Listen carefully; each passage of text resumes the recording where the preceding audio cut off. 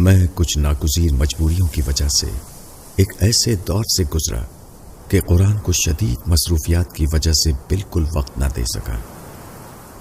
مجھے بہت دکھ اور افسوس تھا، لیکن اپنے آپ کو یہ دلاسا دے کر مطمئن کرتا کہ مصروفیات اور مشکلات ختم ہوتے ہی قرآن سے ناطہ جوڑ لوں گا۔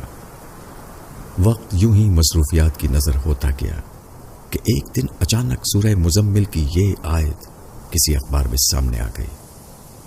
ترجمہ: اللہ ہی دن اور رات کا حساب رکھتا ہے، اسے معلوم ہے کہ تم اوقات کا ٹھیک سے شمار نہیں رکھ سکتے، اس لیے اس نے تم پر مہربانی فرمائی، بس جتنا قرآن تم آسانی سے پڑھ سکتے ہو پڑھو۔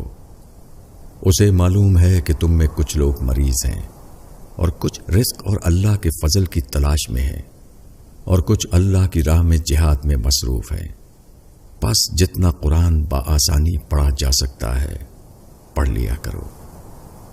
کس قدر پیار بھری ندا ہے میرے اللہ کی طرف سے کہ اے میرے بندے، تجھے بیماری، روزی کی طلب، حتیٰ کہ میری راہ میں جہاد کرنا بھی قرآن پڑھنے سے نہ روکے۔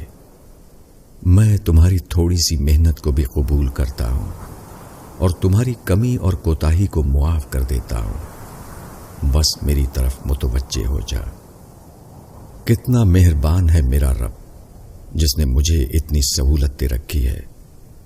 اگر میں پھر بھی قرآن کو نہیں پڑھتا تو صرف اپنا ہی نقصان کرتا ہوں، کیونکہ میں قرآن پڑھوں گا نہیں تو سمجھوں گا کیسے، اور سمجھوں گا نہیں تو اس کے احکامات پر عمل کیسے کروں گا۔ یہ یاد رکھنا کہ قرآن کو اللہ نے ہم پر فرض کیا ہے۔ میری آپ سے درخواست ہے کہ قرآن کو اپنی ڈیلی روٹین میں شامل کریں اور روزانہ کم از کم ایک رکوع تو ترجمے کے ساتھ سمجھ کر لازمی پڑھیں، ورنہ جو لوگ قرآن نہیں پڑھتے وہ قرآن کا یہ فرمان بھی سن لیں۔ جب قیامت کے دن نبی کریم صلی اللہ علیہ وسلم ان کی شکایت اللہ سے اس طرح فرمائیں گے اور پیغمبر کہیں گے کہ اے میرے رب، بے شک میری امت نے اس قرآن کو چھوڑ رکھا تھا۔ کوشش کریں کہ قرآن کو اپنی زندگی میں شامل رکھیں۔